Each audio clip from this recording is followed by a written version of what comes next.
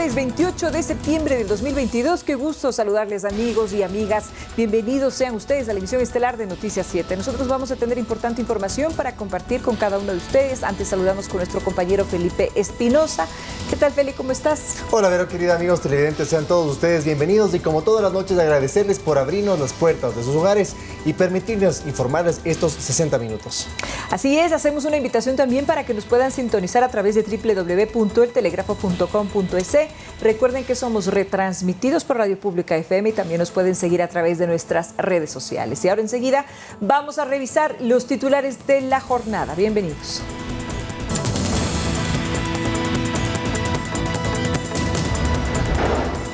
Comisiones internacionales harán la veeduría sobre el caso de María Belén Bernal.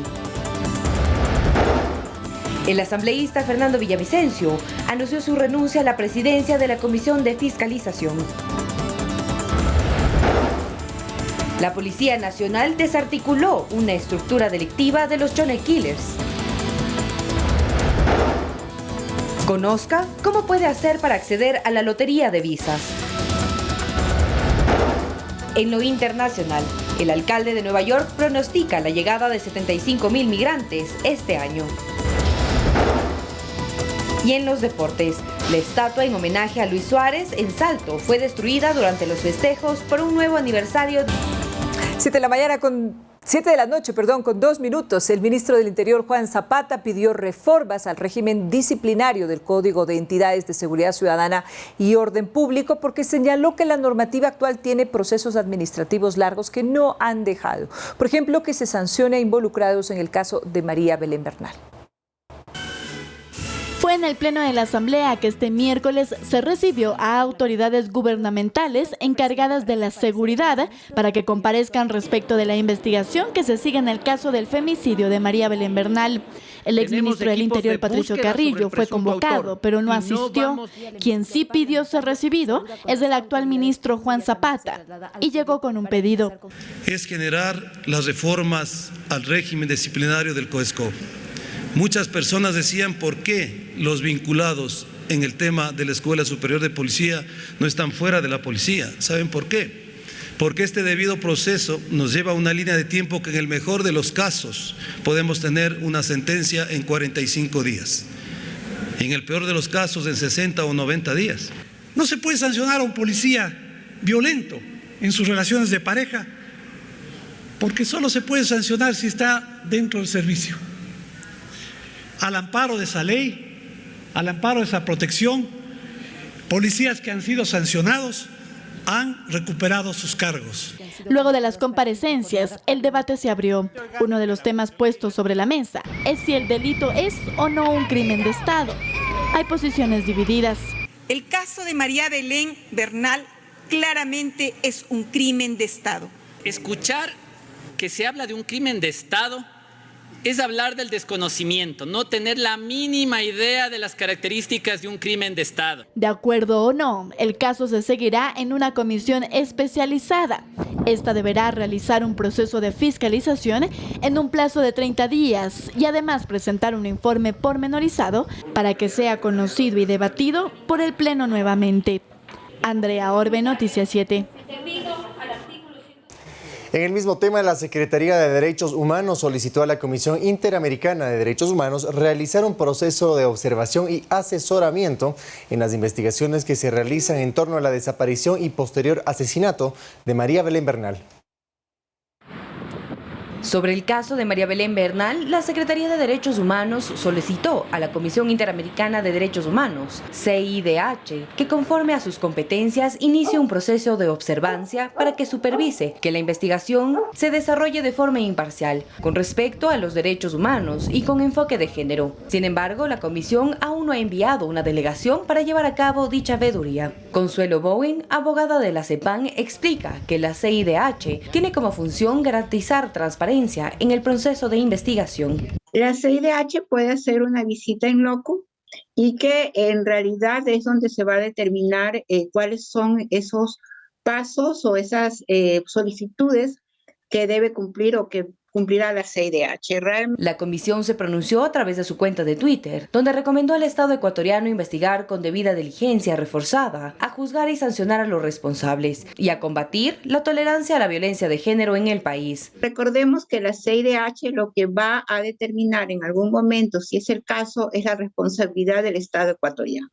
Por otra parte, la Fiscalía General del Estado solicitó la presencia de una comisión internacional que llegó desde Colombia este 26 de septiembre. La comparecencia de la madre de María Belén Bernal, Elizabeth Otavalo, ante la Comisión de Justicia fue importante porque les permitió adoptar varias resoluciones, entre las que están el exhortar al gobierno y la Fiscalía General del Estado la conformación de una veeduría internacional para que personas que están fuera del ámbito nacional puedan hacer seguimiento de este femicidio. Manuela Bedón, Noticias 7. Vamos a cambiar de tema, amigos televidentes. El asambleísta Fernando Villavicencio anunció su renuncia a la presidencia de la Comisión de Fiscalización. Esto después de que el CAL admitiera a trámite una queja en su contra, presentada por el también legislador Ronnie Aliaga, de Unión por la Esperanza, UNES, quien pide una sanción por haberse referido a él con términos burlescos y discriminatorios. Villavicencio añadió que se quedará unos días más para dejar limpiando la casa y para que quede encaminado el juicio político en contra del Consejo de Participación Ciudadana y Control Social.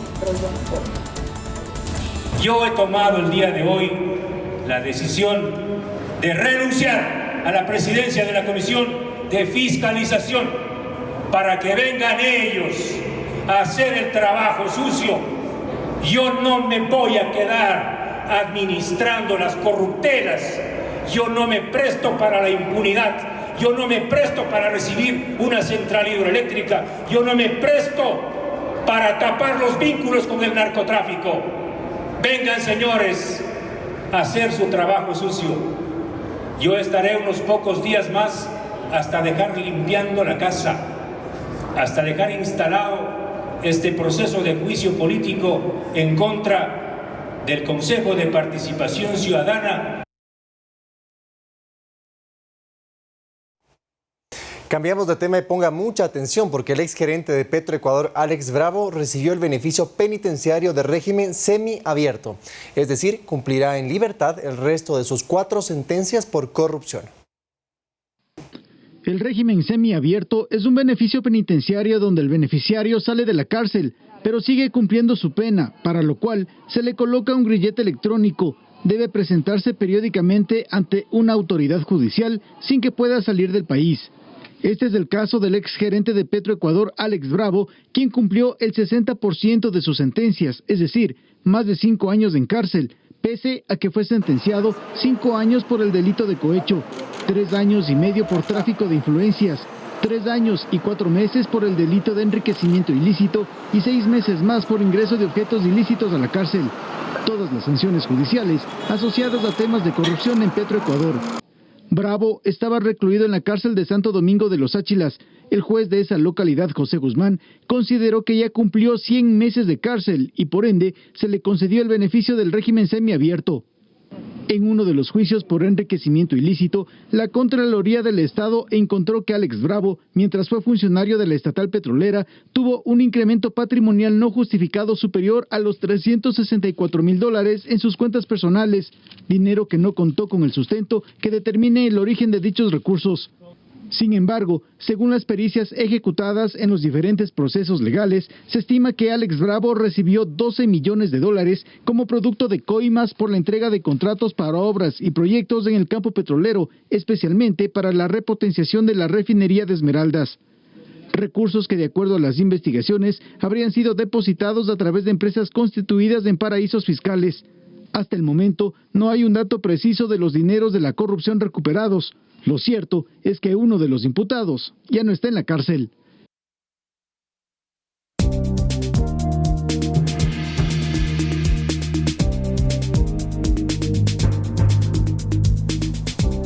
19 horas con 10 minutos, amigos. El Servicio Nacional de Atención Integral a Personas Adultas Privadas de la Libertad actualizará el protocolo para el proceso de rehabilitación y reinserción social de los internos en los centros de rehabilitación del país.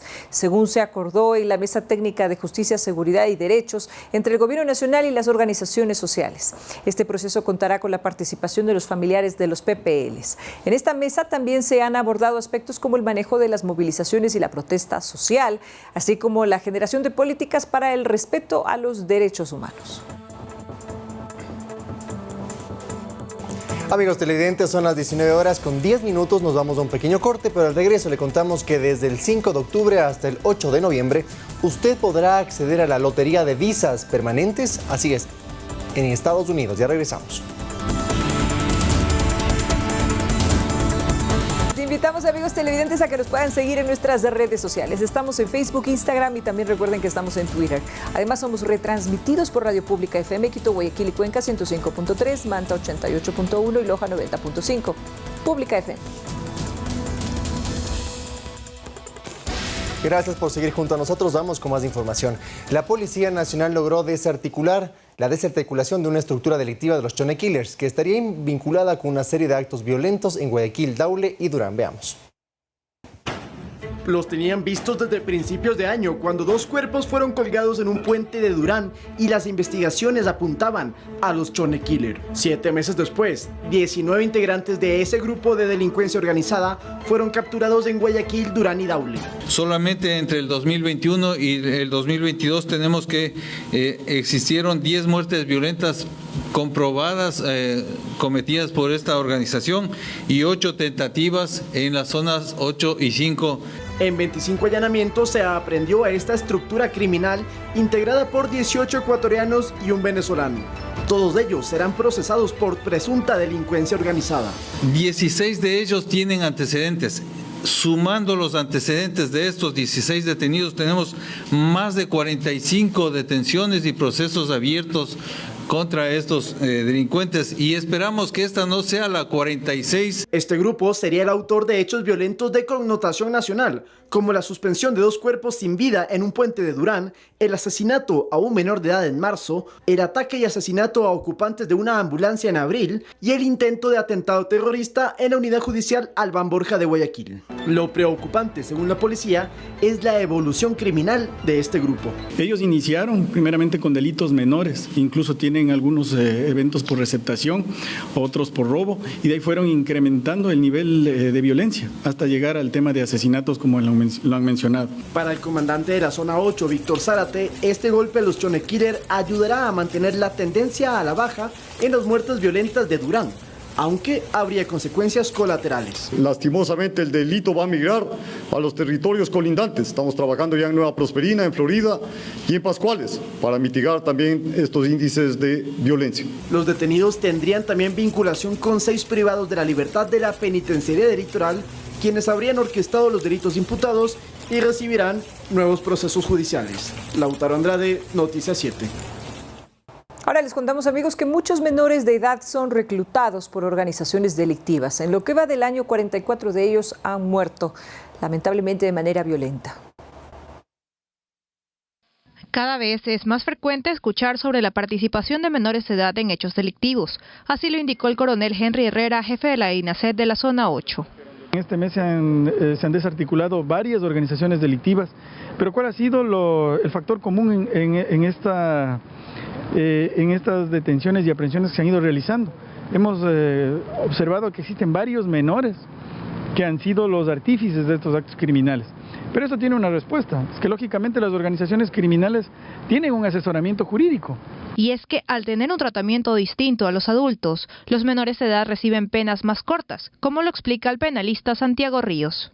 Como bajo la normativa del Código de Niñez y Adolescencia, los menores de edad son inimputables como personas adultas, entonces es por eso que son presa fácil. Ha habido circunstancias en casos de materia penal que los menores de edad son utilizados y a veces hasta obligados bajo amenazas a pertenecer a dichas bandas delictivas, de los cuales siempre la cabeza principal de dichas bandas delictivas son los que ordenan de que efectivamente sean los menores de edad quien ejecuten, o sea, quien cometa el asesinato de dicha persona persona. Por este motivo, no es de extrañarse que en lo que va del año en la zona 8 la Policía Nacional haya registrado 18 detenciones de adolescentes entre 12 y 18 años vinculados a hechos violentos y 44 muertes violentas de adolescentes de este mismo rango de edad.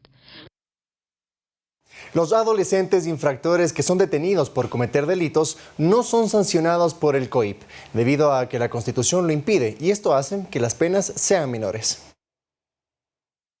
Tenemos jóvenes de 15, 16 y 17 años que han sido detenidos y no hay nadie que se preocupe por ellos. Así dijo el comandante de la zona 8 de Guayaquil, Víctor Zárate, en una entrevista con Diario El Universo. Uno de los principales inconvenientes es que son inimputables, por lo que en pocos meses salen en libertad. El abogado penalista Starin Oviedo lo explica. Nuestro Código Orgánico Integral Penal no sanciona a adolescentes.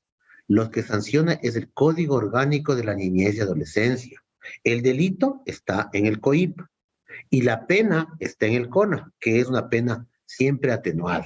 Y es que según el Código de la Niñez y Adolescencia, en su artículo 385, un menor que cometa un delito sancionado en el COIP con 1 mes a 5 años de prisión recibirá hasta 1 año de internamiento domiciliario o semiabierto, con una pena de 5 a 10 años, internamiento en centros de adolescentes infractores de 1 a 4 años y, con delitos superiores a 10 años, un internamiento de 4 a 8 años. ¿Yo cómo le libro de responsabilidad penal a ese menor infractor? Diciendo que mi papá me ordena. Esto implica que un adolescente infractor procesado y detenido sí podría, inclusive, votar en una elección popular. Para cambiar este panorama, incrementar las sanciones y así evitar que los recluten las bandas, Oviedo considera que solamente hay un camino. Vemos la Constitución en su artículo 45 y digamos que los menores y adolescentes son sujetos de derechos y obligaciones, no solo derechos. Para la Policía Nacional, los niños y adolescentes entran a las organizaciones criminales por la falta de acceso a la educación, pobreza y el círculo de violencia que existe hoy en día. Lautaro Andrade, Noticias 7. La delegación de la Comisión Interamericana de los Derechos Humanos en el año 2021 hizo recomendaciones al Servicio Nacional de Atención Integral a personas privadas de la libertad y a adolescentes infractores. Según su titular, las mismas tienen un avance ya del 99%. Escuchemos cómo.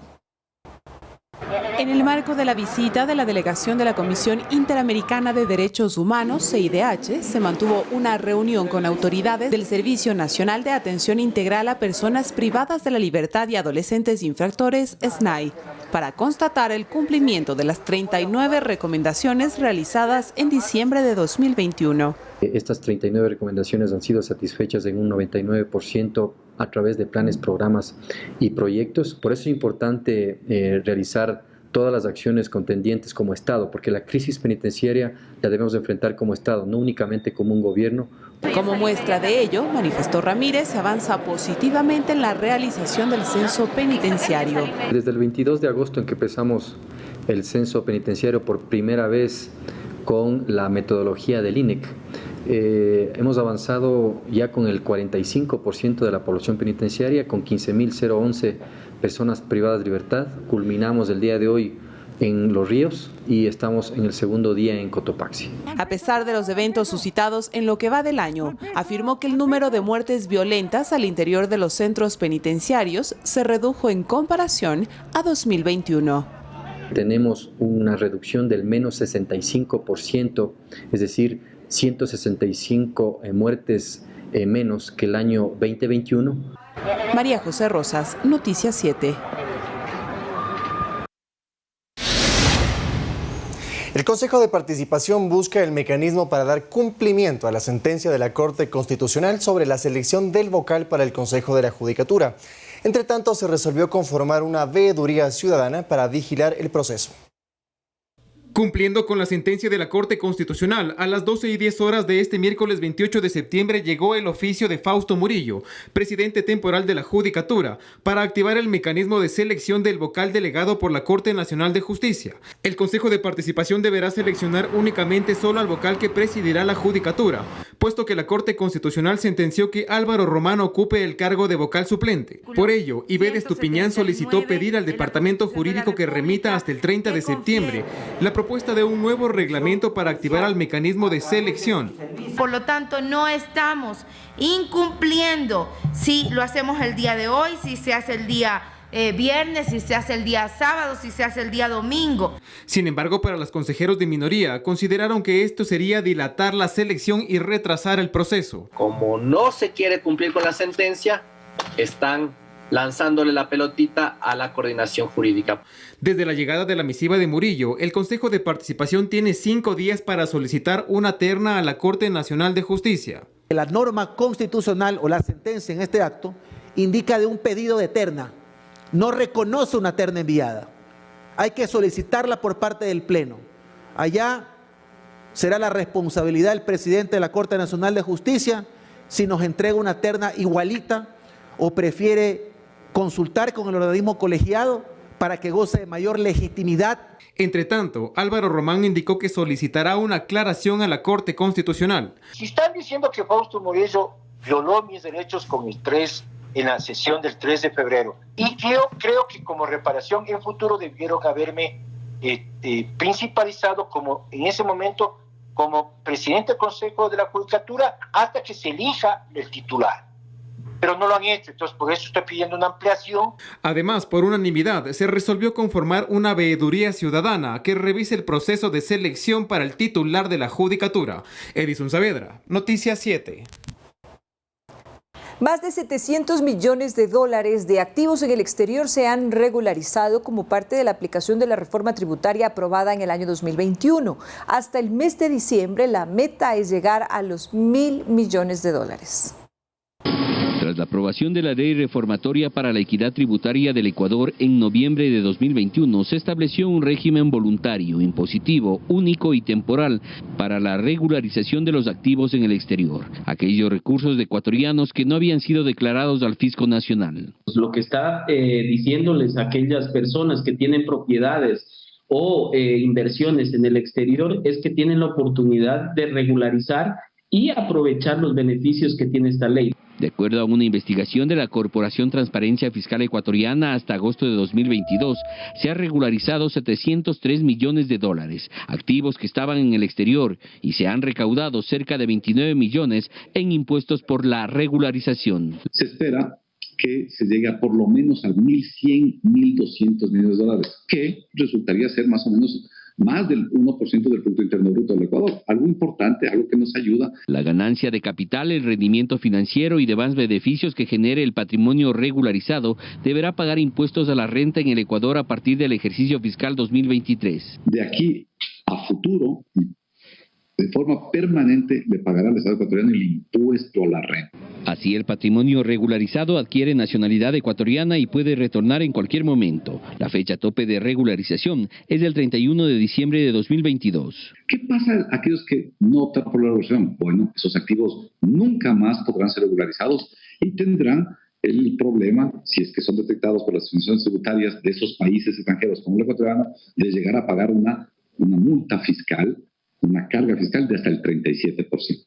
La regularización de capitales en el exterior está prohibida para funcionarios públicos y autoridades de designación por votación popular. La aerolínea TAME cerrará definitivamente el 13 de octubre. Sin embargo, no hay recursos para reembolsar a más de 3.000 clientes que ya compraron sus boletos antes de su quiebra. Era un negocio rentable. Los tripulantes de cabina estamos a cargo. En TAME se transportaba el 50% de pasajeros de vuelos nacionales y el 10% de internacionales. Pero las malas administraciones los llevó a una turbulencia que ahora ocasiona que 2.891 clientes que compraron sus boletos no puedan volar y tampoco recibir el reembolso de su dinero. Todos estos pasajeros corresponden al periodo 2020, sobre todo las vacaciones del 2020, en que pues tenían viajes planeados principalmente a Fort Lauderdale, que era el destino internacional que estaban manejando en ese momento. La deuda con clientes como Mariuxi suma 2,4 millones, aunque en total TAME vendió 6,5 millones de dólares en boletos que tras el cese de operaciones no pudieron ser utilizados. Acá hay un inconveniente porque evidentemente muchas personas se quedaron fuera de que se les entregue este título ejecutivo en CIA, ¿sí? Y por lo tanto TAME desconoce, digámoslo de esta manera, la deuda que tiene con estas personas que no obtuvieron la creencia. Los activos de TAME son insuficientes para cubrir el total de la deuda que mantiene con extrabajadores, proveedores. Han llegado en su momento incluso a adeudar el arriendo del hangar donde están los aviones. Además, la empresa le debe millones de dólares a Petroecuador por combustible y al final de prioridades de pago están los 2.891 clientes que compraron boletos y nunca volarán.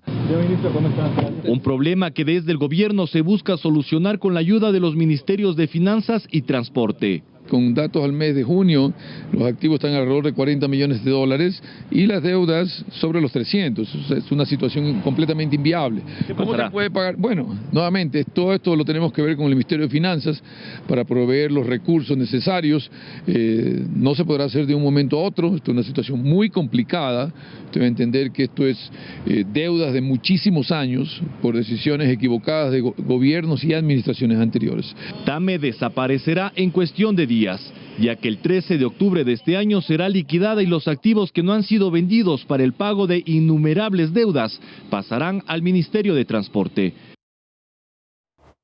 19:28, amigos televidentes. El Consejo Nacional Electoral aprobó el informe del Tribunal Contencioso que certifica las firmas recolectadas para la consulta popular del colectivo Yas Unidos. Ahora la Corte Constitucional deberá calificar la pregunta.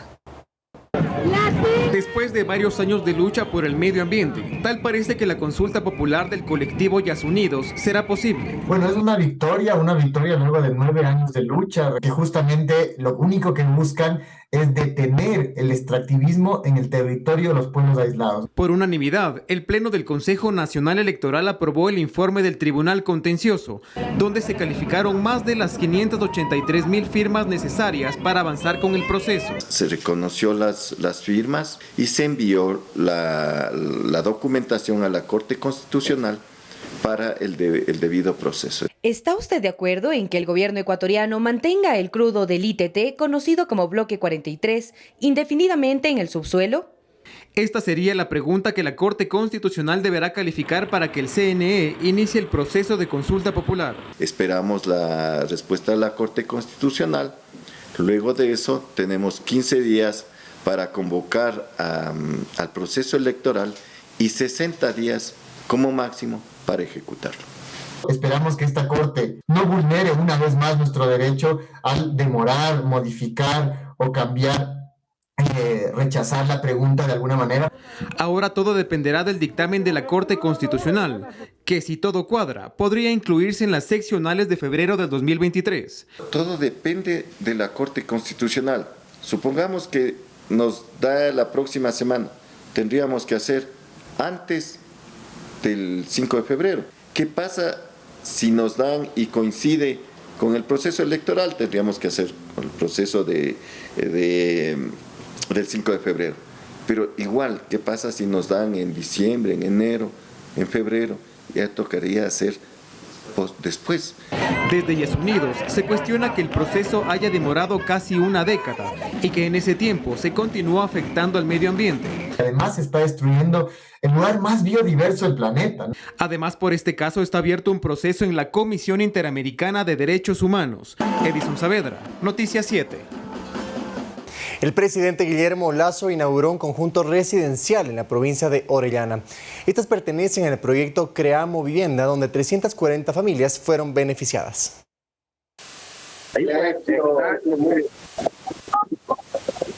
Y así fue como la mañana de este miércoles 28 de septiembre el presidente Guillermo Lasso hizo entrega de las soluciones habitacionales en 3 diferentes ciudades: Morona, Santiago, Sucúa y Aguarico, en la provincia de Orellana. Un total de 1.400 personas se benefician de las viviendas entregadas.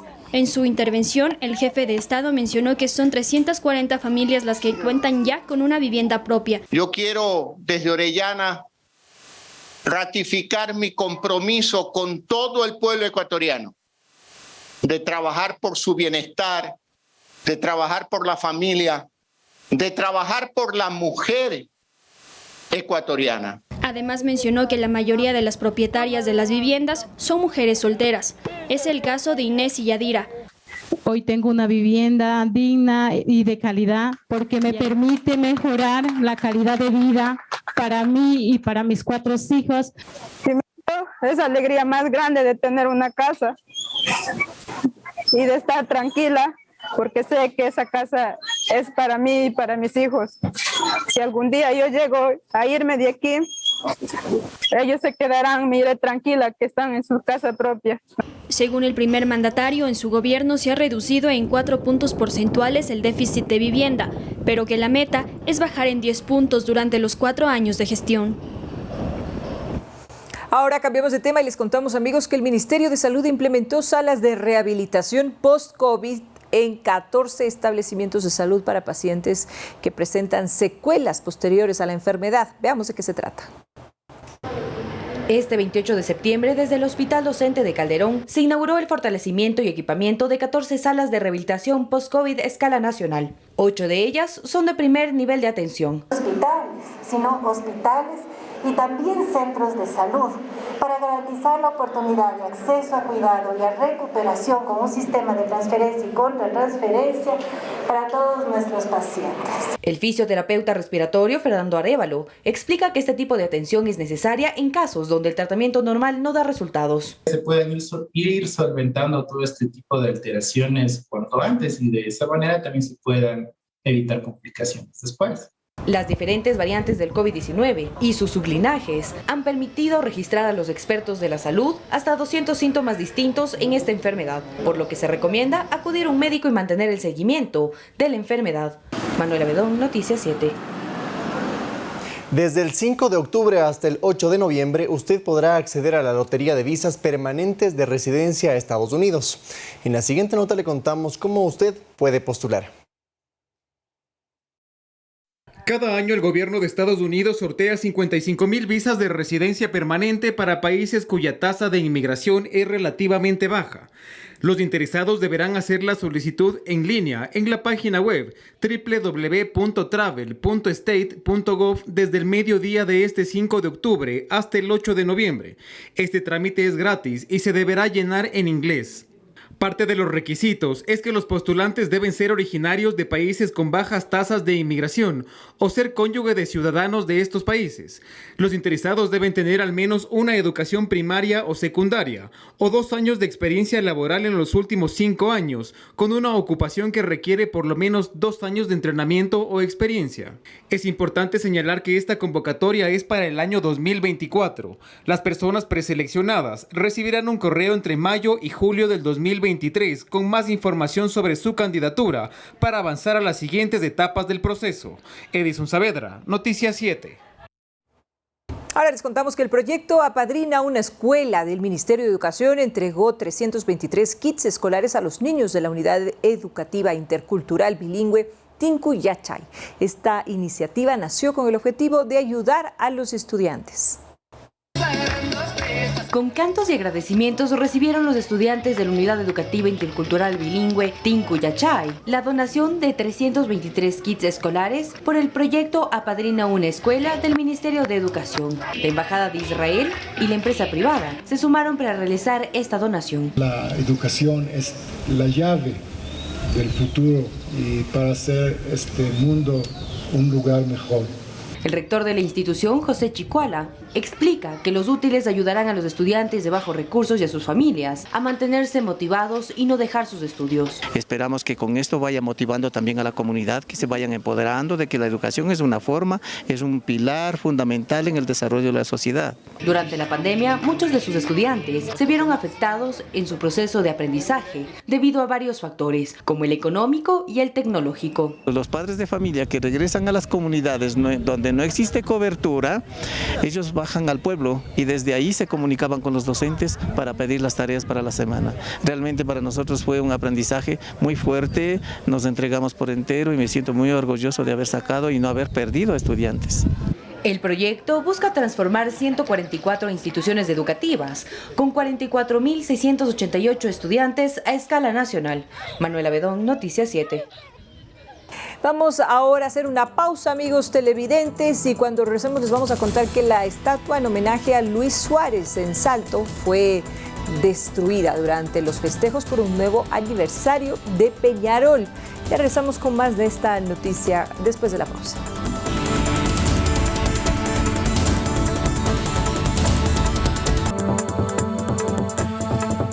Vamos enseguida con las noticias internacionales, amigos televidentes. El alcalde de la ciudad de Nueva York pronosticó la llegada de 75,000 migrantes este año y adelanta la construcción de un hangar con carpas para albergarlos, pese a la oposición de activistas. Nos enlazamos enseguida con Ángela González, corresponsal de La Voz de América, en las afueras de la Cruz Roja, donde se coordinan estas operaciones. Adelante. A la fecha ya han llegado más de 13,000 migrantes a la ciudad de Nueva York, la mayoría enviados en autobuses desde Texas, y Enger Bear es uno de ellos. Sí, yo dije que iba para Nueva York y me mandaron gratis para acá, para Nueva York, y aquí estoy. Lo que continúa agravando la crisis de hacinamiento en los albergues municipales, y para hacerle frente, la alcaldía inició una construcción de un hangar con carpas en Orchard Beach, en el Bronx, y propuso utilizar barcos cruceros para darles hospedaje temporal. Donde me pongan a dormir duermo, ya que uno, ¿qué va a hacer?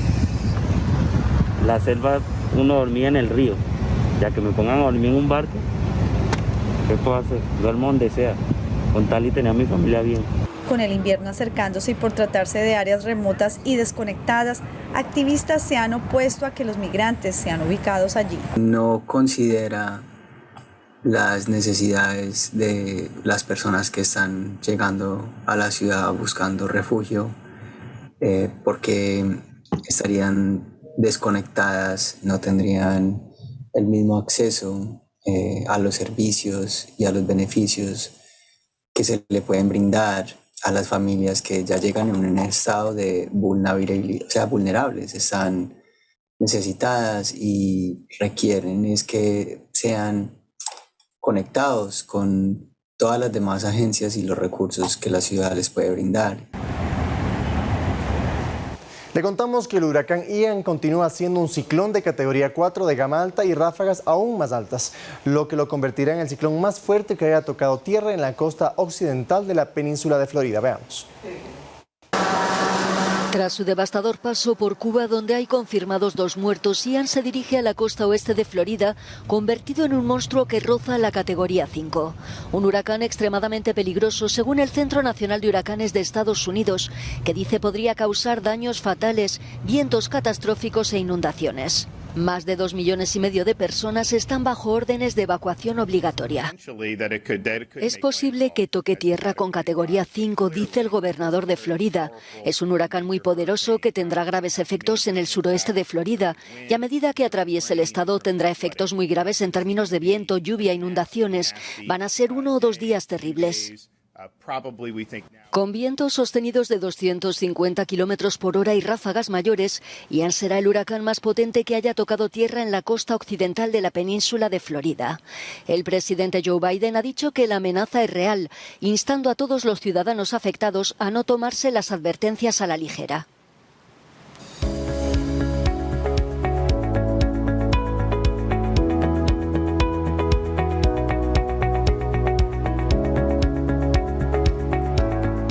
Capital del antiguo imperio chino desde el siglo VIII, la ciudad de Xi'an mantiene su propia muralla que rodea el casco viejo, donde llegó Marco Polo en el año 1200 para descubrir la famosa ruta de la seda. Conozcamos, amigos, más en esta milenaria ciudad con nuestro compañero Byron Galarza desde China. Algunos estudios dan cuenta de la antigüedad de hasta 50.000 años por los restos humanos encontrados en lo que ahora es la ciudad.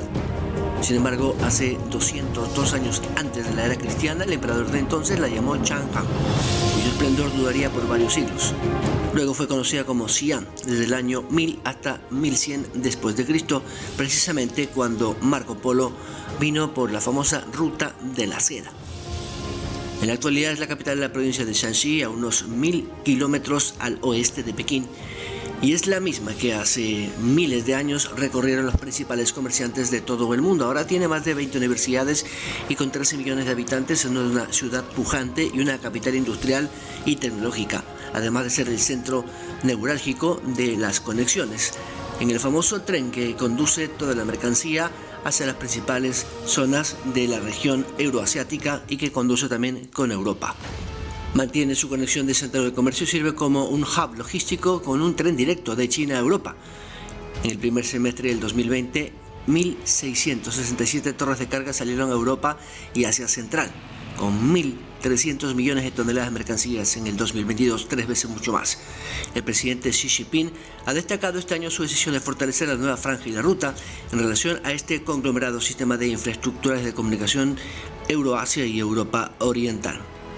Sin embargo, tenemos que recordar que la trascendencia histórica de Xi'an, al haber sido capital del imperio por varias veces, también tiene uno de los monumentos más famosos, que son los denominados ejércitos o guerreros de terracota.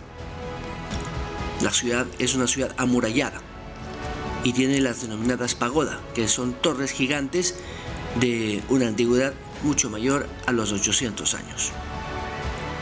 Desde Beijing, Byron Galarza, Noticias 7. Amigos televidentes, llegamos y le ponemos punto final a esta emisión de noticias. Agradecerles como todas las noches por abrirnos las puertas de sus hogares y permitir informarles. Así es, Feli. Amigos televidentes, que descansen y recuerden que estaremos con ustedes mañana a partir de las 7 horas. Ahora sí, 7 de la mañana en Noticias 7. Enseguida les dejamos con nuestros queridos compañeros de Fanático y la información deportiva. Que descansen. Buenas noches. Un abrazo. Hasta mañana.